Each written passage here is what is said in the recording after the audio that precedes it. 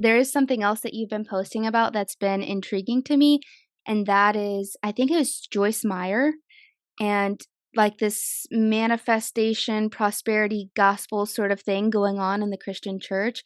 So while we're kind of on the topic of that, of, some different corruption that can happen in the church, it's really, really interesting because the non-denominational church that I was going to here in Florida, Joyce Meyer is a speaking teacher there, and she comes there regularly, and she's like, one of the like she comes often. She's friends with our pastors. And so as I started making this transition into the Orthodox Church, I saw your posts about this, and it felt like another like little confirmation of just about maybe where that church specifically was headed doctrinally. And so I don't know if you want to speak about just how people can recognize sort of red flags of manifestation or other sort of witchcraft teachings that are going on in the church. Well, if you're hearing anybody say that you can speak something into existence, you need to take a double take or something, because only God spoke anything into existence. Once you start aligning yourself with the belief that as long as you believe it, it'll happen. As long as you see it, well, no, that's not the way it goes. That's Mhm. manifesting. That's your plan, your way. That doesn't mean that God's going to do that.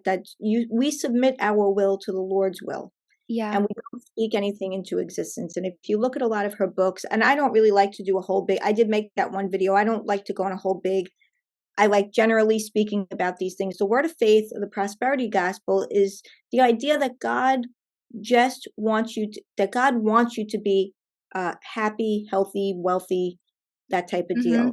Yeah. And that's just the furthest thing. I can't even see anywhere in the Bible where God says, you should just be happy. That's, Yeah. oh, yeah, is that the example, Jesus? When there were times he didn't even have a place to lay his head, was he Yeah. wealthy? You know, you And know. that's not how any of the saints lived either. There wasn't this prosperity, abundance, no. Now, there's nothing wrong with that. We should be clear, but there's nothing wrong with if God blesses you with Yeah. money. There's nothing wrong with it as long as it's not your God and it's not your idol, and Mhm. live a humble life. Whatever, there's nothing wrong with that. God wants to, you know, God wants you to put your faith and trust in Him and His will Yeah. for your life. That's the bottom line on that. So I would mark and avoid word of faith, prosperity gospel. It's not the real gospel at all. It's not the Yeah. real gospel.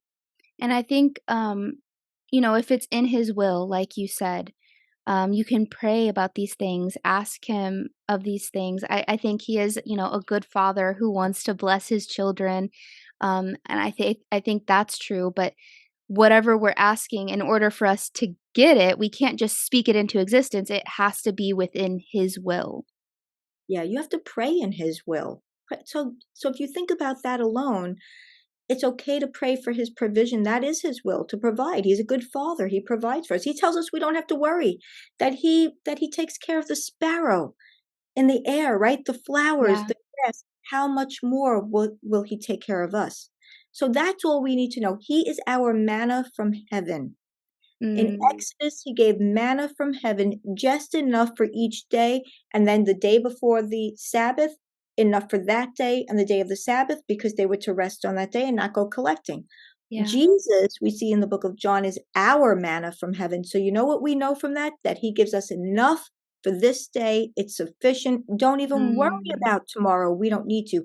We can plan for certain things, but we don't need to worry about it. He provides. Jehovah Jireh. He is the God that provides. We don't need to go above and beyond that. And we don't need to try and control things. That's witchcraft.